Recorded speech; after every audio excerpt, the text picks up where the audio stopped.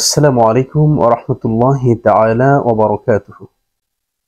আলহামদুলিল্লাহি রাব্বিল আলামিন ওয়াস সালাতু ওয়াস সালামু আলা রাসূলিহি মুহাম্মাদিন ওয়া আলা আলিহি ওয়া আসহাবিহি আজমাইন। আম্মা বা'দ। দূর ও কাছের দেশ ও প্রবাসের যে যেখান থেকে দেখছেন প্রত্যেককে আন্তরিক প্রীতি ও মোবারকবাদ। প্রিয় দর্শক, আজকে আমরা অত্যন্ত গুরুত্বপূর্ণ একটি বিষয় সম্পর্কে আলোচনা করব। যারা কুরবানি দেবেন, কুরবানিদাতাদের কিছু গুরুত্বপূর্ণ প্রস্তুতি সম্পর্কে, যে প্রস্তুতিগুলা পরিশুদ্ধ না হলে, শুদ্ধ না হলে আপনার কুরবানি কবুল হবে না। কুরবানির প্রথম প্রস্তুতি হচ্ছে নিয়ত পরিশুদ্ধ করা। নিয়ত যদি পরিশুদ্ধ না হয়, শুধু কুরবানি নয়, কোনো ইবাদত আল্লাহ পাকের দরবারে কবুল হবে না। কারণ ইবাদত কবুল হয় নিয়তের কারণে।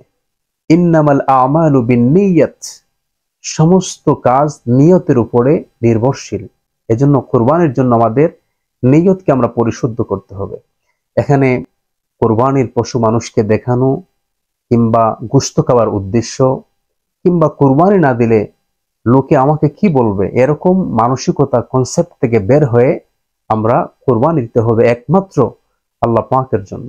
দ্বিতীয় নম্বর প্রস্তুতি হচ্ছে কুরবানির পশু নিখুঁত এবং সুন্দর হওয়া আবশ্যক।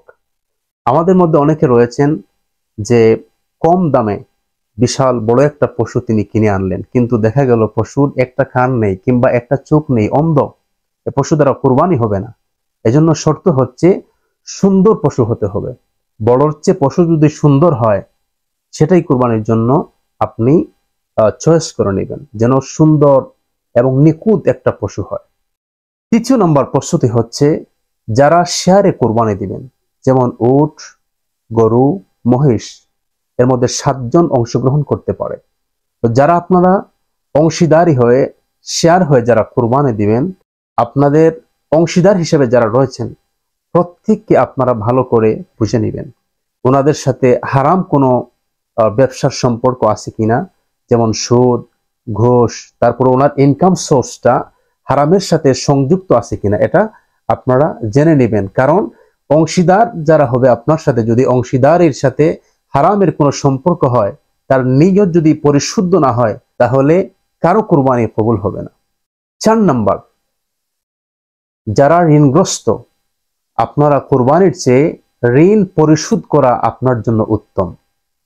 যদি আপনার উপরে প্রাপকের, যিনি আপনাকে ঋণ দিয়েছেন, তার যদি প্রেশার থাকে, তাহলে আপনি কুরবানি না দিয়ে ঋণ পরিশোধ করেন, এটা আপনার জন্য উত্তম। আর যদি প্রাপকের পক্ষ থেকে আপনার উপরে কোনো প্রেশার না থাকে, তাহলে আপনি কুরবানি দিতে পারেন। 5 নাম্বার প্রস্তুতি, নির্ধারিত পশু ব্যতীত অন্য কোনো পশু দ্বারা কুরবানি দেওয়া যাবে না।